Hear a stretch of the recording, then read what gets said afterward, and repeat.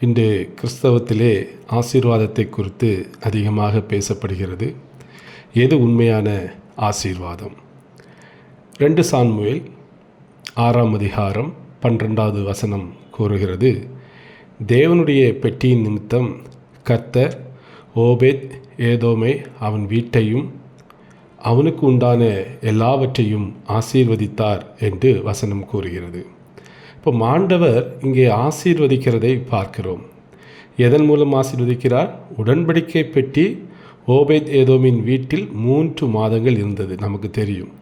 கர்த்தர் அந்த குடும்பத்தை ஆசீர்வதித்தார் அதன் நிமித்தம் என்று வசனம் கூறுகிறது. கர்த்தர் அவர்களை ஆசீர்வதித்தது பிறருக்கும் தெரிய வந்தது. அதன் பிறகு தாவீதுக்கும் அறிவிக்கப்பட்டது. இன்று வார்த்தையாகிய கிறிஸ்து கிருபையினாலும் சத்தியத்தினாலும் நிறைந்தவராய் காணப்படுகிறார்.